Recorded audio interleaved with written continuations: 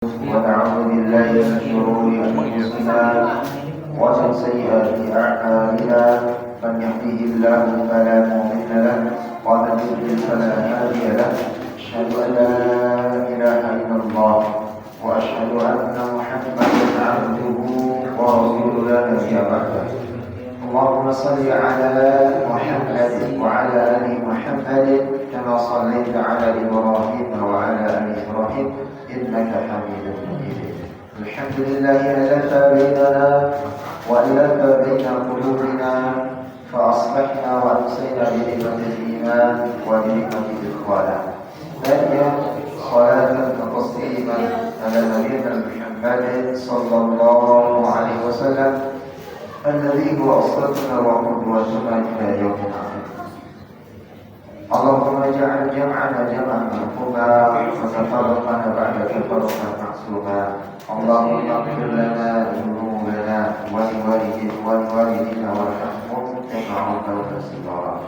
Rahmat Allah Subhanahu wa taala.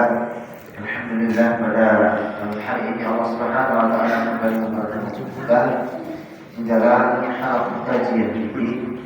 Semoga Allah Subhanahu wa taala memberikan taufik hidayah keberkahan kepada kita dan sama-sama berdoa kepada Allah Subhanahu wa taala memberikan pemahaman, memberikan kemanfaatan ilmu dan sama-sama kita berdoa kepada Allah semoga setiap amalan ibadah kita diterima di sisi Allah Subhanahu wa taala dan harapannya dari setiap amalan itu menjadi pemberat timbangan kita nanti di yaumul hisab. Amin ya rabbal alamin.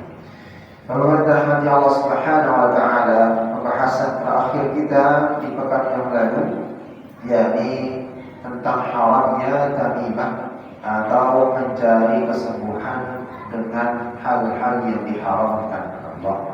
Dan jika Allah Subhanahu wa taala memberikan cobaan yang namanya sakit, entah itu sakit apapun bentuknya, baik itu secara fisik ataupun non fisik, maka Islam hadir, Al-Quran hadir, ya begitu juga dengan di dalam keterangan hadis Rasulullah SAW.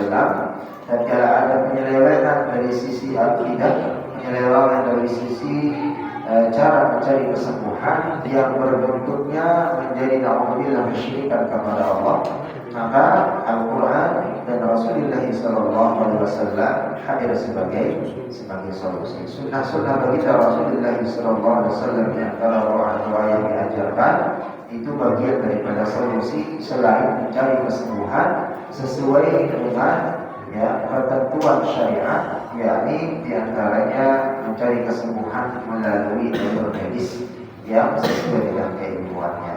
Maka jemaah dirahmati Allah Subhanahu wa taala, terakhir kemarin kita menjabarkan beberapa hadis di dalam kitab Fiqh Sunnah ini yang mana Rasulullah SAW dan begitu juga dengan para sahabat, ya begitu juga dengan pendapat para ulama di dalam empat mazhab, imam mazhab yang mengenai tentang terakhir bolehkah memakai tulisan doa-doa yang diambil dari dalam Al-Quran ya dan sunnah atau doa-doa baginda Rasulullah SAW yang diajarkan itu sebagai doa yang mana tanpa diucapkan tapi ditulis, ya tanpa diucapkan tapi ditulis. Di sini ada pendapat dari kalangan mazhab Syafi'iyah dengan Hanbaliyah, ya begitu juga dengan Imam Malik, ya dari mazhab Maliki yang diambil dari pendapat juga dari Aisyah radhiyallahu anha yang mengatakan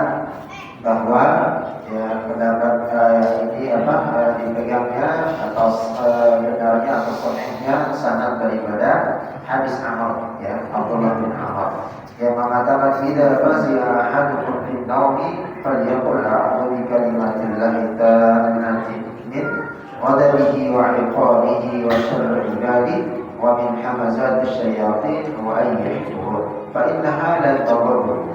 Jika salah seorang dari kalian mengalami ketakutan, ya kegelisahan tatkala dia tertidur, ya tatkala akan hendak tidur atau tatkala tertidur, hendaknya dia mengucapkan ya Allahumma a'udzu bi kalimatillahi tammah min ghadabihi wa alaihi wasyarriqi wa ibadihi wa min hamazati syayatin wa ayyakun. Maka di sini kita diajar pada Rasulullah SAW untuk mengucapkan doa aku berlindung dengan kalimat-kalimat Allah yang sempurna dari amal siksaan, juga dari kejahatan hambanya, berarti makhluk Allah, baik itu manusia, baik itu jin atau binatang-binatang yang bisa mengeluarkan bisa atau yang menyebabkan bahaya terhadap diri kita, atau bisikan syaitan yang mana tidak terlihat dengan mata telanjang, ya. Sehingga bisikan-bisikan itu yang mengajak kita untuk melakukan hal-hal yang dilarang oleh Allah Subhanahu wa Ta'ala, atau bisikan-bisikan yang membuat ketakutan, ya. Dan dari kehadirannya, baik itu syaitan yang mana sebagaimana disebutkan oleh Allah Subhanahu wa Ta'ala dalam surat An-Nas, ya, minal jinnati wan nas, yang tidak terlihat ataupun yang terlihat, yang hadir, yang kita bisa berinteraksi dengannya. Maka setan itu tidak akan dapat mencelakakannya tatkala dia berdoa.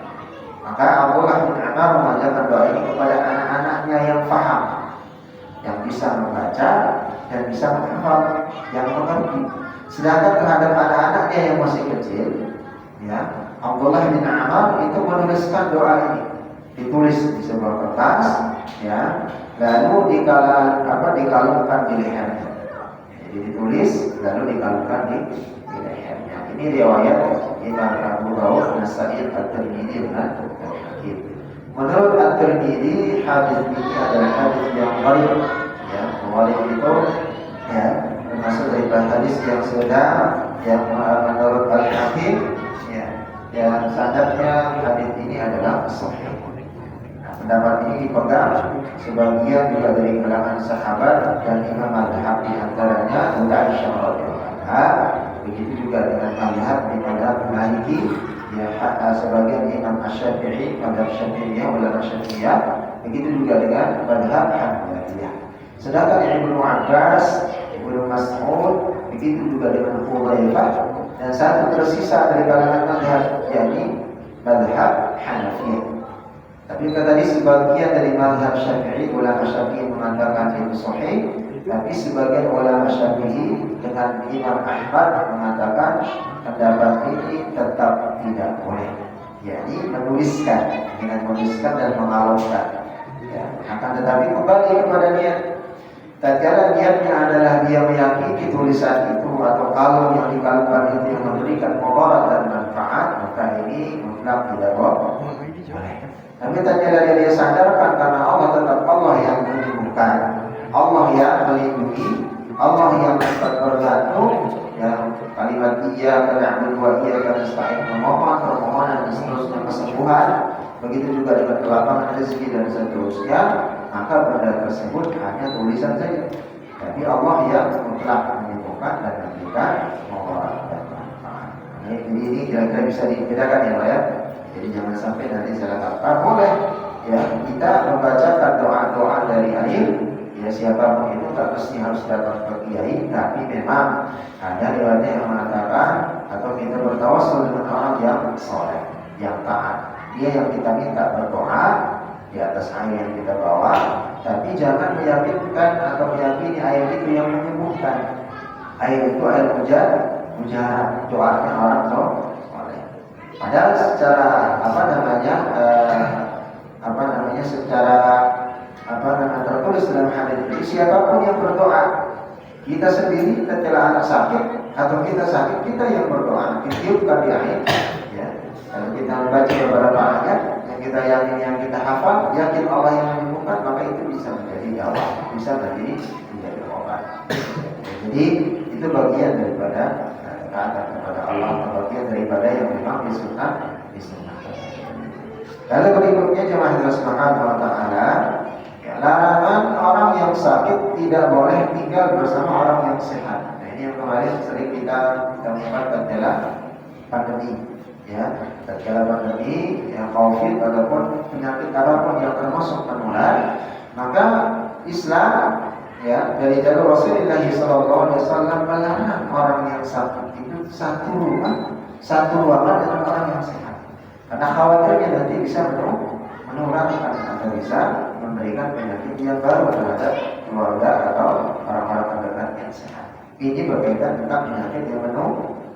Tapi kalau penyakit yang kondisi yang penyakit yang standar biasa yang tidak menular secara medis, maka itu tidak apa-apa. Maka ini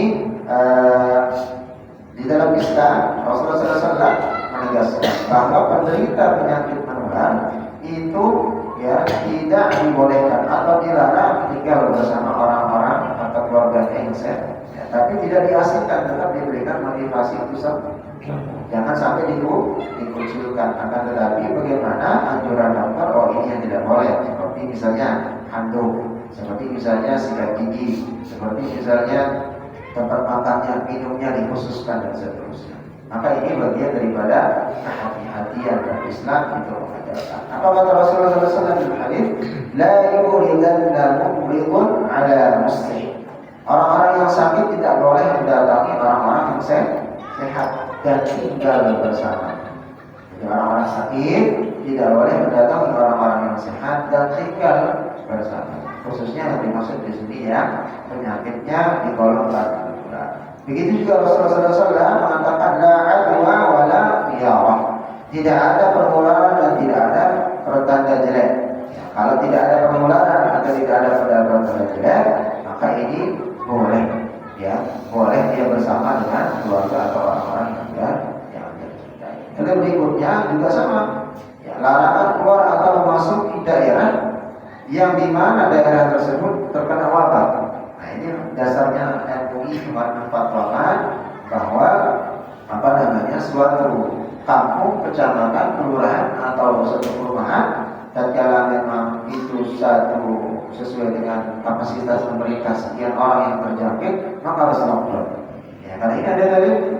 Ya, karena nanti khawatir pernah terjadi tatkala di Madinah, ya itu terjangkit penyakit yang mewabah, maka Rasulullah SAW memutuskan tidak boleh masuk dan tidak boleh orang-orang yang di dalam negeri atau Madinah itu keluar dari Madinah. Maka hanya dia di sana di lockdown. Ya. Maka Rasulullah SAW orang keluar dari daerah yang sedang dijangkiti penyakit cacar, begitu juga dengan penyakit yang menular dengannya, dan orang di daerah luar itu tidak boleh masuk ke kampung tersebut. Jadi yang di dalam tetap di dalam, tidak boleh keluar. Yang orang-orang di luar yang sehat itu tidak boleh memasuki kampung tersebut. Atau bahasa kita lockdown. Di dalam hadis Rasulullah mengatakan dalam yang Usman bin Zaid, Rasulullah SAW bersabda, baqiyatu rijzin aw 'adabin ursila 'ala qa'ibatin min Bani Israil. Itu adalah sisa bencana. Jadi Rasul menceritakan tentang bencananya Bani Israil, keturunan orang-orang Israel. Ya, itu adalah sisa bencana atau siksa yang dikirimkan kepada satu golongan dari Bani Israel. Ya, jadi Bani Israel karena sering membangkang kepada perintah Allah, Nabi dan Rasul paling banyak diturunkan oleh Rasulullah Subhanahu wa Ta'ala kepada bangsa mereka, tapi mereka selalu senantiasa ujung-ujungnya membangkang. Dan bahkan di dalam sejarah, ya, kaum yang berani membunuh Nabi utusan Allah itu adalah Bani Israil. Jadi ini yang disampaikan oleh Rasulullah SAW. Baqiyatu rijzin aw 'adabin ursila 'ala qa'ibatin min Bani Israil. Itu adalah sisa bencana atau siksa kata Rasulullah SAW yang ditimpakan, ya, atau dikirimkan oleh Allah Subhanahu wa Ta'ala kepada satu golongan dari Bani Israil. Fa idza waqa'a bi ardin wa antum biha fala takhruju minha.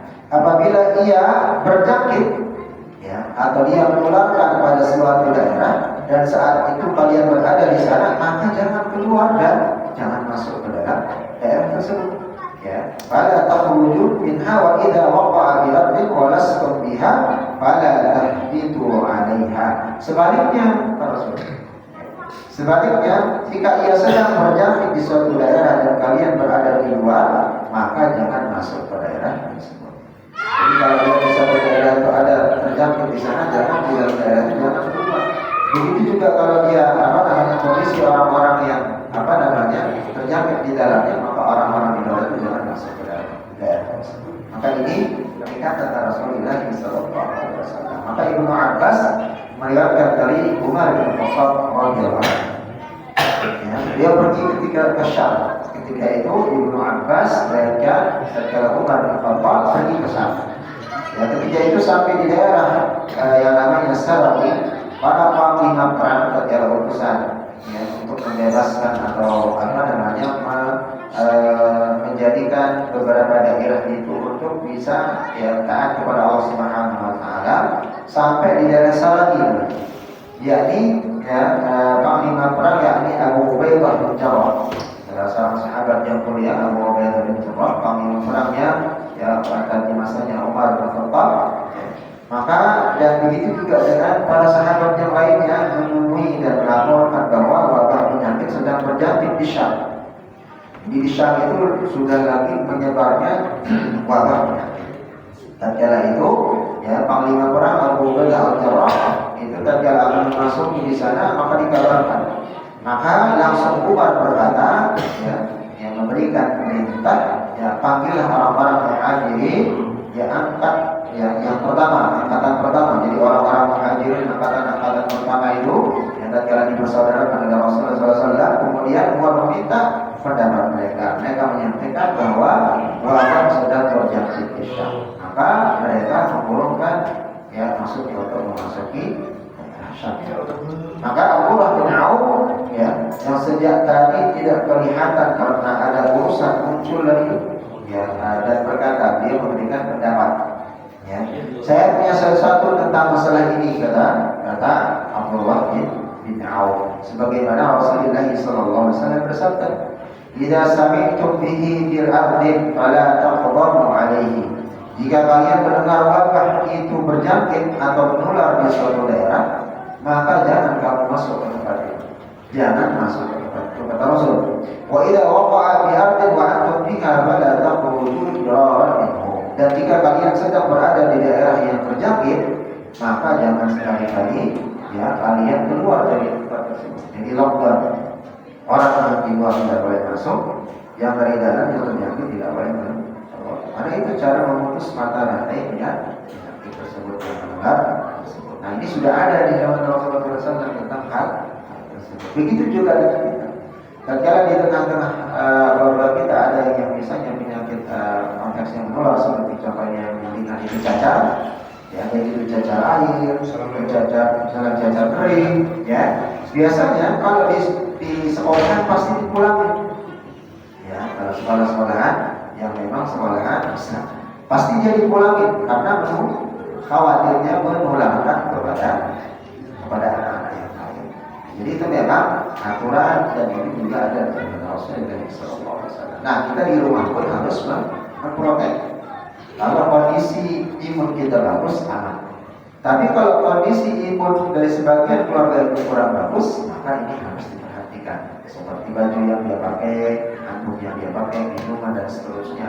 Ya bekas pecahan dari cacar atau cacar air itu jangan sampai terjejar ke tempat-tempat yang memang biasa diaktifkan oleh keluarga itu. Pasti akan menular, tidak akan selesai nanti terus. Ya, jadi ini salah satu cara Islam memberikan solusi dalam memutus mata rantai penularan penyakit. Lalu berikutnya jemaah dirahmati Allah Subhanahu wa taala tentang penyakit ini anjuran untuk mengingat kematian. Jadi tatkala kita sudah diberikan ujian kecobaan oleh Allah, baik orang yang sehat, begitu juga dengan orang yang sakit, ya, maka itu bagian daripada teguran Allah juga. Bahwa dulu kita tatkala kita semasa sehat, ya, ada syair yang mengatakan dan hadis Rasulullah berdasarkan hadis Rasulullah SAW, ingatlah 5 perkara sebelum apa? 4 perkara atau 5 perkara? 5 perkara, ya. Sebelum datangnya atau perginya salah satunya tatkala sakit, ingat juga. Tatkala sehat, ingatlah sakit. Tatkala kita sakit, ya memang tidak bisa kita melakukan aktivitas yang sebagaimana kita sehat, gitu ya.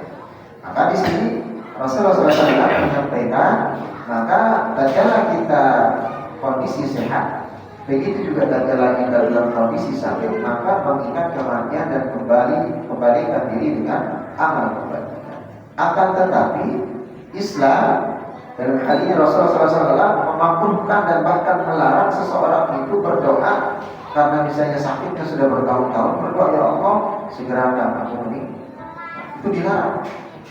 Dan bahkan hukumnya ada yang mengatakan nanti ada dalil. Maka itu berlarang. Maka dalam hadis Rasulullah SAW mengatakan, ya, anjuran untuk mengingat kematian dan membekali diri dengan amal dan kebajikan supaya mengingat kita, ya, yang namanya mati tidak memandang sehat, tidak memandang sakit. Kalau sudah memang datangnya ketentuan Allah, maka itu adalah menjadi takdir.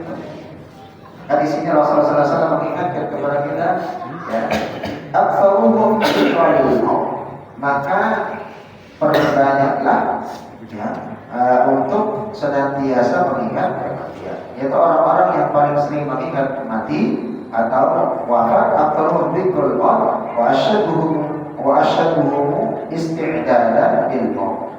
Bukan hanya diingatkan untuk sering memperbanyak mengingat kematian, tapi bagaimana setelah dia mengingat kematian, dia semangat untuk beribadah, mempersiapkan bekalnya untuk menghadapi kematian setelah kematian. Jadi apa bekal kita setelah kita meninggal atau menghadapi kematian, dan itu yang perlu orang kita. Ya, bukan hanya mengingat saja. Wa asyadduhum kata Rasul, dan yang paling, ya, asyadduhum, yang paling cerdas, yang orang yang baik, isti'dadan lil maut, mempersiapkan, ya, bekalnya untuk setelah dia nanti menghadap Allah selanjutnya. Baik itu tatkala dia menunggu di alam barzakh kubur atau setelah menunggu di padang mahsyar dan pengadilan Allah SWT. Qabla nuzulil maut, maka orang yang cerdas itu kata Rasul adalah orang yang mempersiapkan amalan-amalannya untuk dia menghadapi kematian. Qabla nuzulil maut, sebelum dia diambil oleh Allah. Ulaika humul aqyas, maka ini adalah orang yang cerdas. Siapa orang-orang yang mempersiapkan diri dengan ibadah-ibadahnya selama dia sehat, selama dia bisa mampu melakukan ibadah. Ya. Maka humul aqyasun zahabu bisyaratul dunya wa akramatil akhirah. Rasul mengatakan mereka ini adalah orang-orang yang cerdas, orang-orang yang bijak, yang mempersiapkan dirinya untuk menghadapi kematian dan setelahnya mereka membawa pengalaman hidupnya dan kemuliaan. Jadi orang yang mempersiapkan diri dengan ibadahnya, taat kepada Allah, ya, iman dia misalnya, ya udahlah, dulu kita sehat, sekarang diberikan cobaan penyakit, baru kita sadar dan hijrah, ingat kepada Allah. Maka itu hal yang sangat luar biasa. Daripada mohon maaf pernah kita mungkin menjadi orang yang soleh dan akhir hayatnya na'udzubillah ternyata jauh dari kesolehan. Tapi lebih baik kita pernah dulu menjadi orang yang mohon maaf mungkin jauh dari Allah, ya, jauh dari Allah, sholat misalnya dulu masih belentang dan bahkan tidak pernah sholat, mantan tidak baik. Tapi di akhir-akhirnya menjadi orang yang soleh, maka itu orang yang tidak termasuk orang yang beruntung dibimbing oleh Allah Subhanahu wa taala, bisa dia sadar sebelum dia berada kepada Allah Subhanahu wa taala. Maka Ibnu Umar juga melihat dari hadis Rasulullah SAW. Yakni berkata Rasulullah SAW, "Afiru dzikra hadhil laddat." Perbanyaklah mengingat atau memutus kesenangan. Perbanyak mengingat atau yang memutuskan kesenangan itu. Apa itu? Yakni kematian. Karena kematian itu adalah suatu perkara yang bisa memutus semua kesenangan dunia. Bersama istri, bersama anak tercinta, meninggalkan harta, meninggalkan ini, meninggalkan itu, dan seterusnya. Pernah kita bahas di kajian yang sebelumnya. Orang-orang yang meninggalkan dunia, mewariskan daripada hartanya anak dan istrinya, ya, setelah dia meninggal, karena ya, dia meninggalkan anak yang soleh, istri yang solehah, harta yang berkah, maka tidak ada akan kecocokan di antara istri dengan ibu mertua dengan anak dan seterusnya. Karena sudah berkali dia meninggalkan warisan ketaatan dan seterusnya, keberkahan harta. Tapi tatkala dia meninggalkan dunia ini, dia meninggalkan harta yang banyak. Ya, Anak yang tidak dididik dengan baik tentang agama, tentang istri yang begitu saja biasa saja, maka bala bagi si mayit. Pertama, tidak akan mendapatkan kiriman doa dari anak-anak yang saleh. Lalu berikutnya dia akan tersiksa dengan belum kering kuburannya, antara istri, antara anak dengan mertua, orang tua berantem di pengadilan memperebutkan daripada harta pernikahan. Lupa dengan si mayit, ya, yang harus ditahlilkan, dihajikan, dikirimkan surat keluar, yang didoakan oleh anak istrinya, suami seterusnya. Maka ini menjadi kepada dunia dan alhamdulillah. Maka ini jangan subhanahu wa ta'ala memperbanyak mengingat maut, ya, dengan cara kita beribadah kepada Allah, ya, dengan cara kita mendekatkan diri kepada Allah dengan rangkaian ibadah-ibadah, ya, yang sudah kita lakukan dari sholatnya, sedekahnya, tilawahnya, yaitu juga dengan muamalah sesama manusia dan makhluk Allah. Maka ini akan menjadi timbangan, menjadi tabungan kita. Maka selanjutnya dari Ibnu Mas'ud, sahabat yang mulia semoga Allah Subhanahu wa taala meridhoinya, meriwayatkan hadis dari Rasulullah sallallahu alaihi wasallam. Ya, Rasulullah sallallahu alaihi wasallam bersabda, barang siapa yang dikehendaki Allah akan mendapatkan hidayah petunjuk, dia akan membukakan dadanya untuk menerima Islam. Jadi kembali kepada pembahasan sebelumnya, hidayah itu hanya milik Allah. Kita hanya bisa berusaha dan berdoa. Ya. Jadi jangan kita mengoyo terlalu keras sampai misalnya fisik dan seterusnya. Doa kekuatan terbesar, tapi proses dari semenjak dini itu diperlukan. Terutama anak-anak kita jangan sampai lengah. Gitu. Karena kebiasaan sejak kecil kita akan membawanya nanti tatkala dia besar.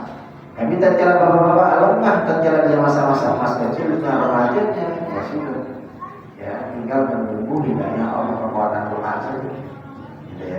Tapi semenjak kecil pada terbiasakan untuk sholat, yang diingatkan, diteraskan tatkala ini. Bagaimana pernah kita bahas di dalam bab sholat, ya, boleh bebas umur 7 tahun, 8 tahun. Tapi kalau sudah 10 tahun, boleh dipukul. Tapi jangan sampai membahayakan memukul di tempat-tempat supaya terbiasa, supaya terus selalu baik itu kita bisa melihat secara langsung atau nanti tatkala anaknya itu kuliah sekolah di tempat lain, tapi tetap dia merasa diawasi.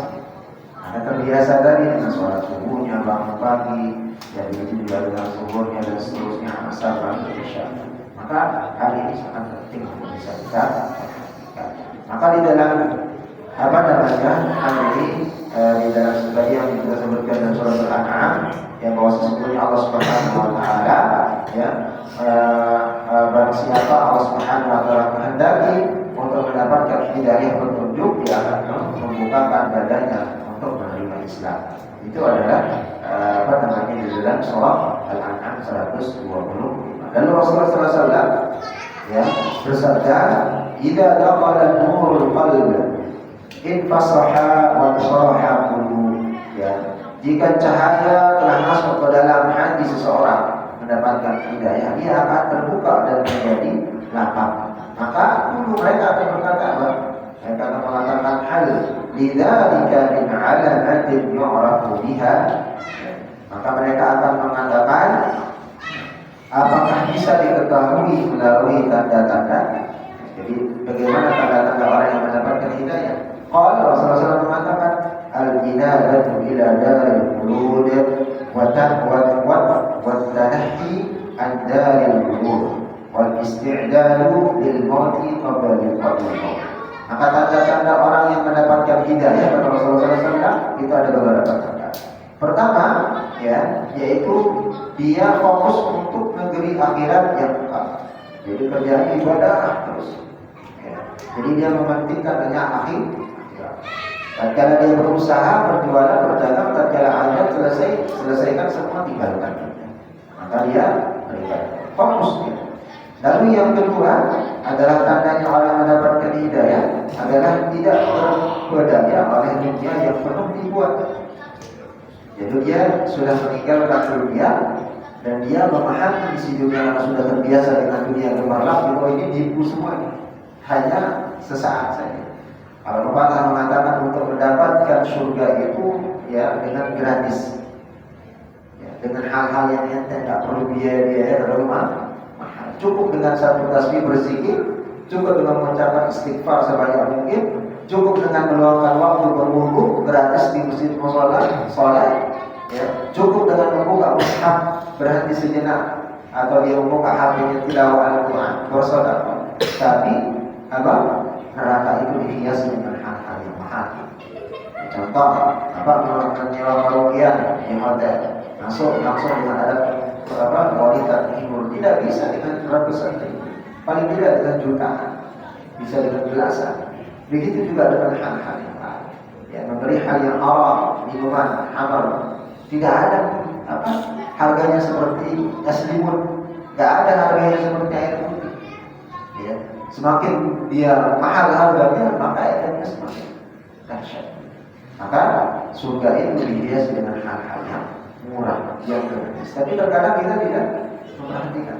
Terkadang kita berat, tapi kita mau justru memilih hal yang mahal dan berbiaya untuk membeli sesuatu itu, dan ternyata terjerumus ke dalam hal-hal yang diharamkan dan masuk ke dalam neraka Allah Subhanahu wa taala. Jadi fokus dia untuk membeli akhirat yang kekal, lalu tidak terperdaya lagi dengan dunia untuk lebih kuat. Lalu yang ketiga, yang membekali diri sebelum dengan datangnya kematian.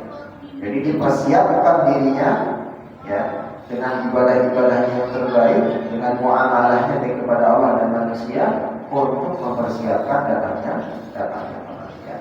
Maka ini yang saya sampaikan tadi, ya, makruh dan bahkan dilarang hukumnya orang-orang yang ditimpa sakit atau diberikan ujian sakit meminta supaya segera untuk dimatikan atau meninggal. Ya, sudah tak kuat, misalnya ke dokter beberapa kali, sudah mau masuk mulai ini dan seterusnya bertahun-tahun, sudah putus asa, ada tayasur. Dan akhirnya dia berdoa, ya Allah, segerakan daripada musahin istrinya atau musahin suaminya, musahin anak, keluarga, itu dilarang. Ya. Larangannya maka dikatakan sebagai makruh. Ya, jika seorang berharap kematian atau berdoa agar dimatikan, baik karena kemiskinan, baik dia misalnya kurang dalam makan, miskin dia itu, ya, dalam segi ekonomi dia kekurangan, atau ditimpa musibah, baik itu musibah sakit, cobaan, ya, begitu juga dengan musibah-musibah yang lain. Kata Rasulullah SAW, la yatamanna yanna ahadukum al-mauta bidurri nazalani. Fa in kana la budda mutamanniyan falyaqul Allahumma ahyini ma kanat al-hayatu khairan li. Maka Rasul mengatakan, jika seseorang di antara kalian berharap, berdoa, ya, agar segera dimatikan karena sesuatu bencana yang menimpanya, ya, maka itu dilarang. Jika terpaksa memang mengharapkan kematian, kata Rasul, maka hendaklah dia mengucapkan doa. Doanya apa? Jadi sebagaimana yang diajarkan oleh Rasulullah SAW, Allahumma ahyini, ya Allah, hendaklah Engkau yang menghidupkanku, ya, atau menghidupkan aku selama hidup maka dan hayat, selama hidup ini khairan, untuk kebaikan. Ya, jadi kita berdoa, ya Allah, hidupkanlah aku selama hidup itu lebih baik untukku. Kalau hidup ini dipanjangkan karena penyakit yang diberikan oleh Allah, kita berdoa, maka jadikan hidup ini lebih panjang, ya Allah, untuk kebaikan. Lalu wa tawaffani idza kana al-waqtul khairan li. Lalu kita berdoa, ya Allah, matikanlah aku jika kematian itu lebih baik untukku. Jadi kita berdoa, hidupkan, ya, atau panjangkan hidup, sembuhkan dari penyakit, memang ya hidup itu kebaikan untukku.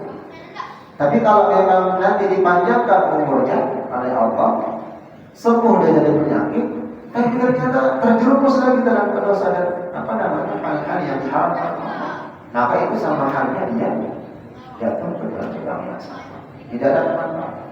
Tapi dia berdoa, ya Allah, ya, sembuhkan aku dari penyakit ini, panjangkan umurku, kalau memang umurku panjang ini sebagai kebaikan bagiku, ya, kebaikan bagiku, bagi keluarga dan orang banyak.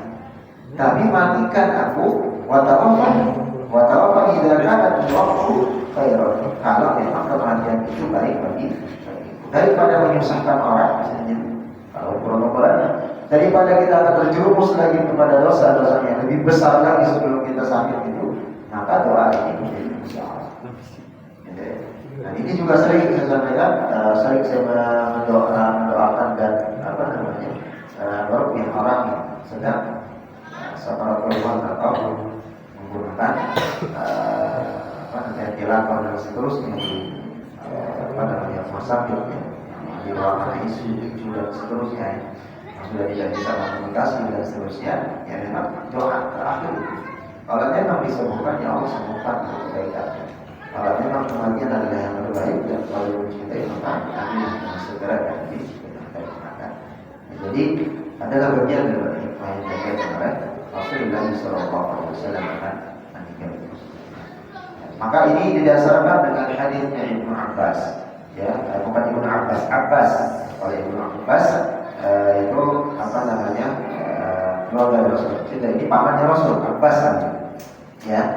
Kalau Rasulullah SAW itu menjenguk Abbas, pamannya, ya Abbas, ya amma Rasulullah, wahai Abbas, wahai pamannya Rasul, la tamannal maut, jangan kau mengharapkan kematian, jangan minta kematian, kata Rasul kepada Abbas. In kunta muhsinan tazdadu ihsanan ila ihsanika khairun.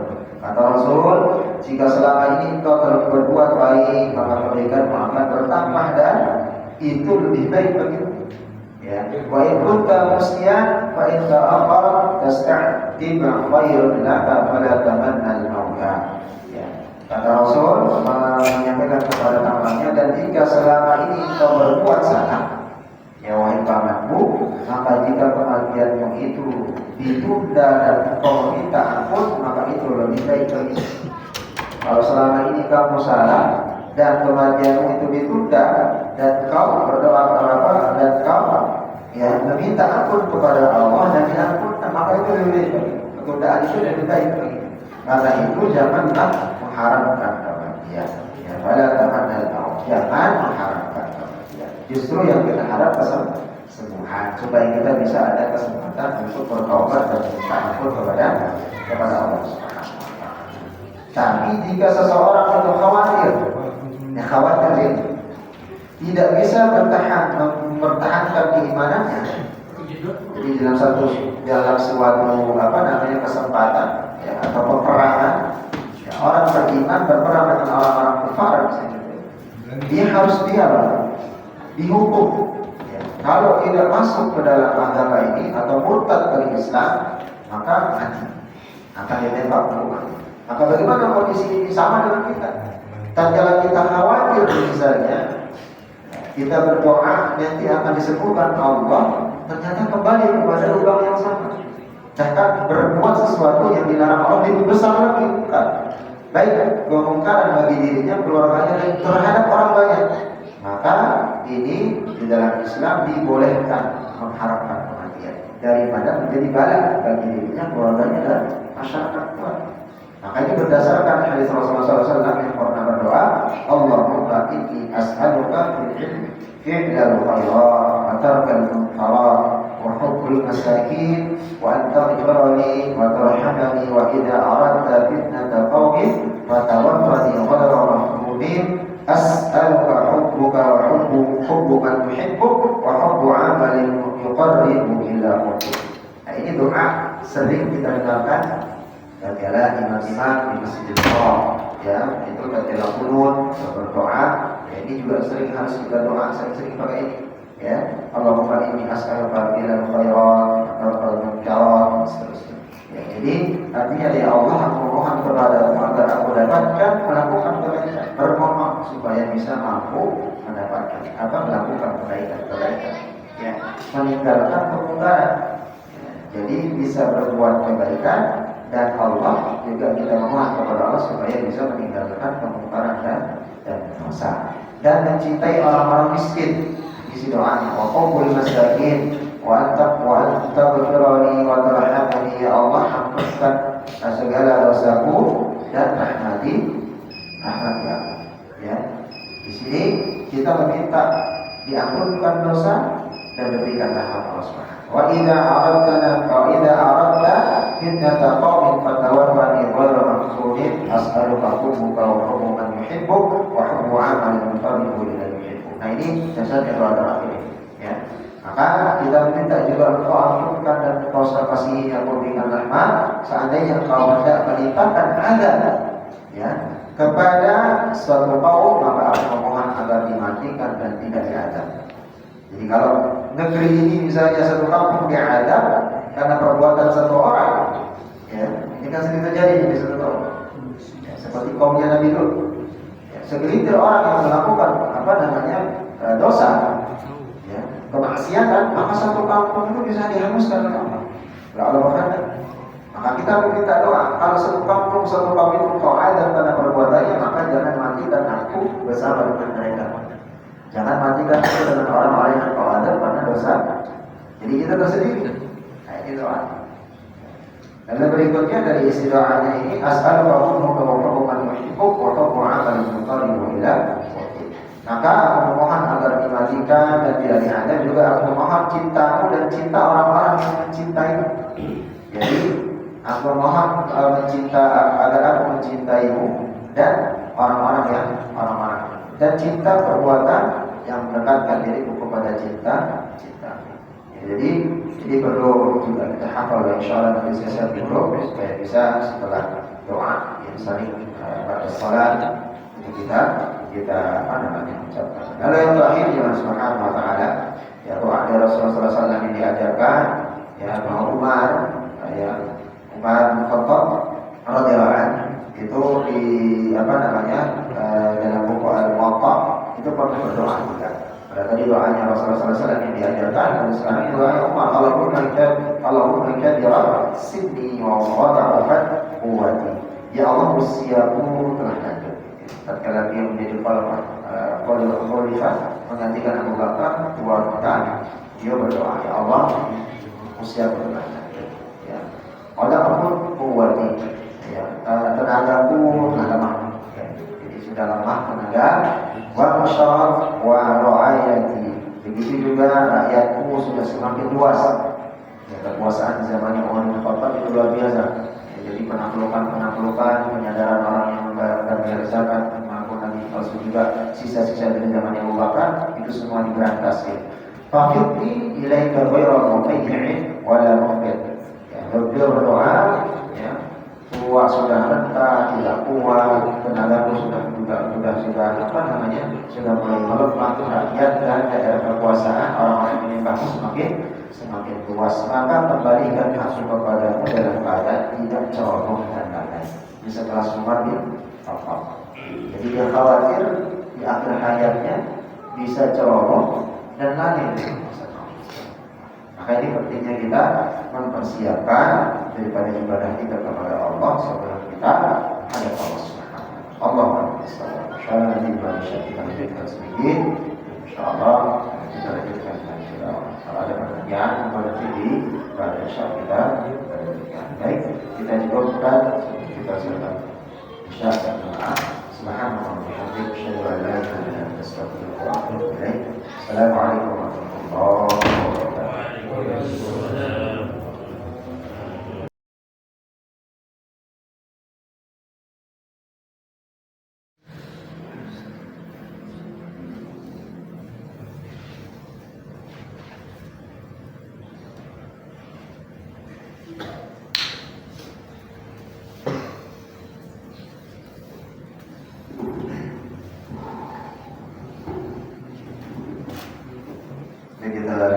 Bismillahirrahmanirrahim. Assalamualaikum warahmatullahi wabarakatuh.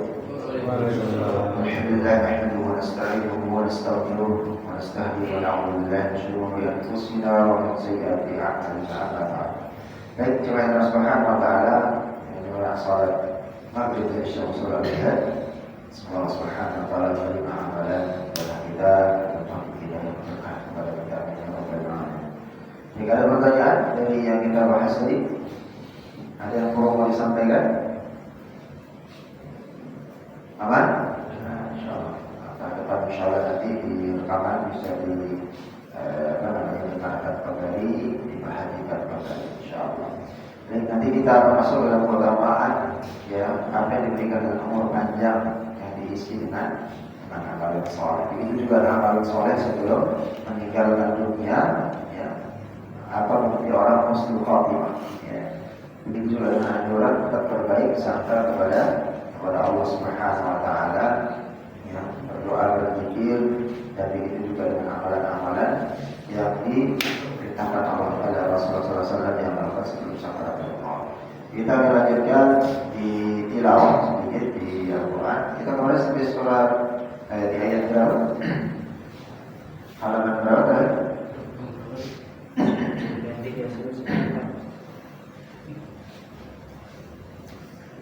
Berapa?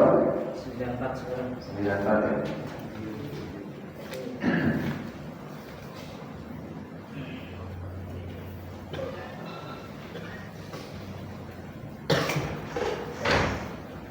Kita lihat di 94. Qul in kanat lakum darul akhirah. Perhatikan mana tempat ini dipotong dan mulai kembali. Ya. Perhatikan halamannya, halaman 15 di Al-Quran Al-Qur'ani, ya, itu ayat ke-94. Qul in kanat lakum darul akhirah. Baik, semua ada ketemu? Ya, insyaallah. Ya, saya percepat karena saya jam 8 harus hadir daurah internasional untuk pengambilan sanad. Didoakan mudah-mudahan lancar. Amin. Dan nilainya bisa maksimal. Ini daurah dari Timur Tengah. Jadi masih belajar lagi untuk Al-Quran ya. Al-Quran sanadnya sama dua wilayah. Pertama sanad, kedua untuk leadership pengajaran. Jadi kita mulai dari kulingkan. Saya ulang dari saya contohkan dari Raul. A'udzu billahi minasy syaithanir rajim. Sama-sama. A'udzu billahi minasy syaithanir rajim. Bismillahirrahmanirrahim.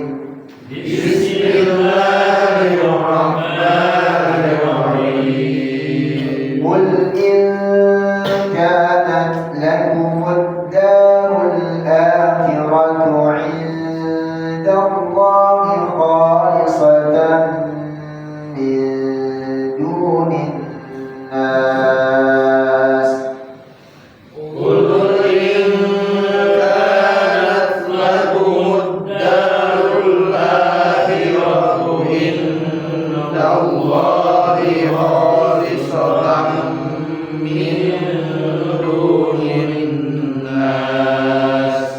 فتمنوا الموت إن كنتم صادقين.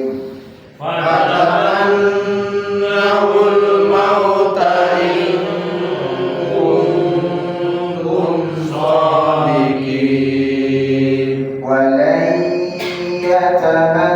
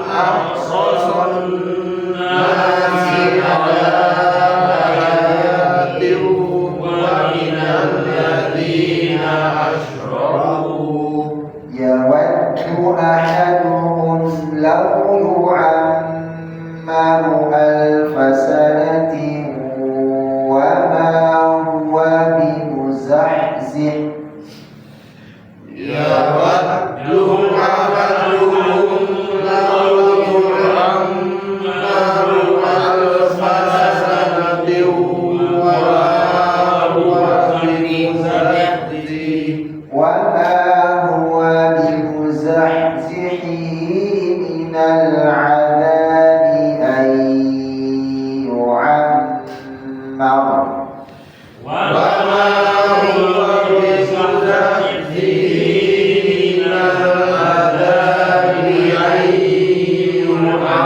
يعمر والله بصير بما يعملون والله بصير بما يعملون قل من كان عدوا لجبريل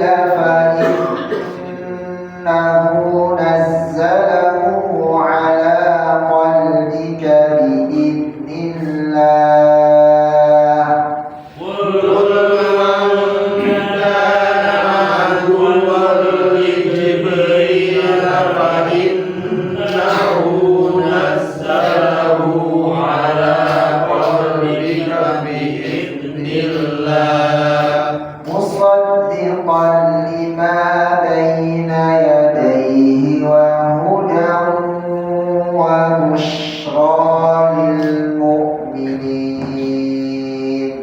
مصدقا لما بين يديه وهدى وبشرى للمؤمنين. Kita ulang tahu dari atas sama-sama ingat berdiri di mana? Mulai dari mana? 1, 2, 3. Qul Alhamdulillah 1, 2, 3. أعوذ بالله من الشيطان الرجيم بسم الله الرحمن الرحيم قل إن كانت لكم الدار الآخرة عند الله خالصة من دون الناس فتمنوا الموت إن كنتم صادقين ولن يتمنوه أبدا بما قدمت أيديهم والله عليم بالظالمين ولتجدنهم أحرص الناس على حياة ومن الذين أشركوا يود أحدهم لو يعمر ألف سنة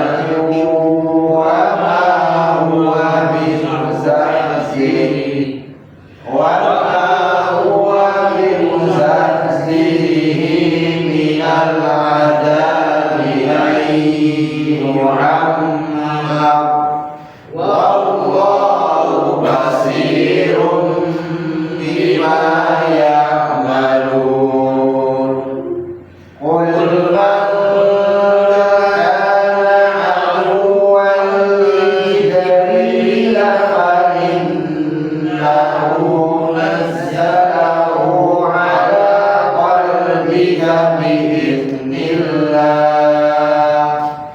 مصدقا لما بين يديه وهدى وبشرى للمؤمنين.